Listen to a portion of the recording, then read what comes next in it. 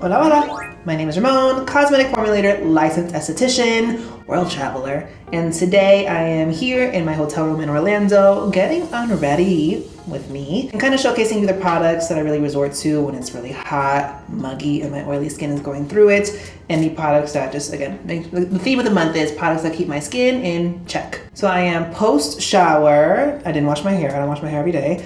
And I went in and I used a tried and true favorite, the Medicube Red Body Wash. The water here in Florida is absolutely atrocious. It's treated, it smells like chlorine, and it's really drying to the skin. On top of that, it is heat index here. First of all, it's like 90s, mid 90s. With the humidity and everything, it feels like mid hundreds, like 105 plus. So it's gross. Walking from the car in the parking lot to the mall, you're drenched in sweat. It doesn't do good for me. And I told you, like, when I get really hot and sweaty, back and shoulders, I get blackheads and breakouts. It's not cute. The water plus that, I needed something to help keep my body acne in check. Love this product, and I have a few bottles of this because Medicube hooked it up. I'm also happy to announce that I am officially a Medicube ambassador, and what that means is basically every month I will be shouting out a specific Medicube product that I love. And you know I love a lot of Medicube products because I mentioned them a bunch on the channel. So during the duration of this trip, and once I get back to London, you're going to be seeing at least once a month one of my favorite Medicube products. Star ingredients in this, you got niacinamide, salicylic acid, lactic acid, hyaluronic acid, and panthenol in this. So what you're really getting is the benefits of a cleanser. This is essentially, think of like everything you love about a really good foaming Korean cleanser in a large size bottle. You have humectants in this that are going to prevent the really dry strip feeling. This is also pH balanced and mild, so it's great for oily, acne prone, sensitive skin. And then you have really gentle exfoliants. And so as a cleansing product, you have the benefit where you can have short contact, put it on, rinse it off. You're not going to get a high chance of irritation, but if you do want to get more benefits from the actives, the exfoliants in this, the niacinamide,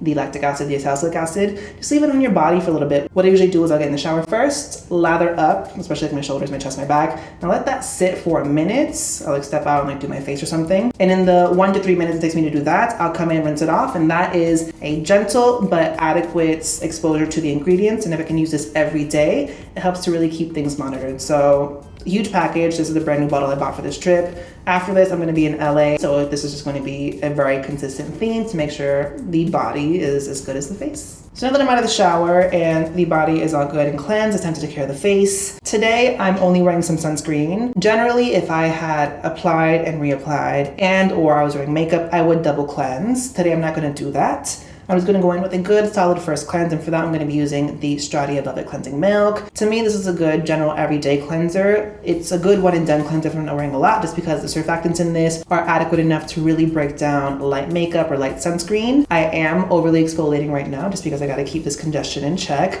So this is one of those more safe bet cleansers. Let me tell you about Florida. First of all, it's hot. I already mentioned to you, it's super, super hot. Today we were just going around hanging out with my mom and my stepdad and really just suffering in the heat. But I'm here visiting my mom primarily. That was the whole point of this part of the trip. I do not like Central Florida, so I literally only ever come to see her. But realistically, the thing I don't like about Central Florida is there's not much to do aside from theme parks. And considering COVID, I'm not about to go to a theme park. This part of the trip has been very low key aside from vlogging. We've been trying vlogging, so stay tuned for that on the channel.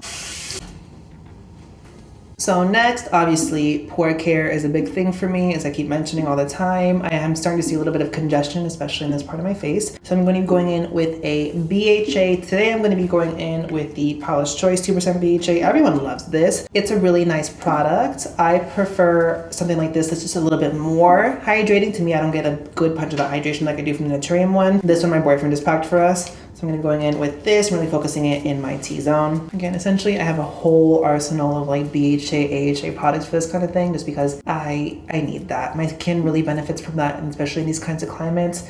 I have the thickest, nastiest sebum issues, especially when it gets really hot and muggy. So as much as we say don't exfoliate every day, that's something I kind of have to do, or at least several times a week, just to make sure things are good. Something I'm trying out, and I talk about this on the channel a lot, that's an eye cream. I've had some that are just like really good hits and whatnot. I also say like eye creams can kind of be a gimmick because realistically they're just moisturizers that are kind of more overpriced. That being said, there's always a time and a place. Right now, just because I'm using so many actives and I want to make sure that my under eyes, have some sort of buffer, but also I'm using a lot of mattifying products too. So I want to make sure my under eyes are very moisturized, because especially with makeup, it does not look good when you put matte products on your under eyes. I'm gonna be going in with this new launch from Kinship. This is the Bright Wave Eye Cream. You know what this reminds me of? Have you used the Ole Henriksen Banana Bright Under Eye Cream? Has a lot of the qualities of that. You can see it has like a peachy orange color to it. It's a nice cream texture. And I just focus that on the eyelids. Because it's a nighttime routine, I really like to go in with this because, you know, it's nighttime. I want to make sure my under eyes and my eyelids are like nicely treated, nicely nourished. She's really, really cute. This I got literally the week I was leaving, and I was like, you know, let me just mag it, see what it's about, try it out. You know, for me, Kinship has very, very, very few misses. This is definitely a hit. If you're looking for a night cream, definitely one I'm liking, I'm enjoying. I have a lot of like just standard moisturizing products, but I want to take a little bit extra TLC on my under eyes right now just because of everything they're going through. And then now let's moisturize. I have a lot of options for moisturizer. As much as I say like I love serums and BHs, I have a lot of moisturizer and I packed a bunch, especially because my boyfriend also loves a good moisturizer. I see I have my Skin 1004 Centella Gel Cream, but I did just see my boyfriend actually packed the Glow Recipe Banana Souffle.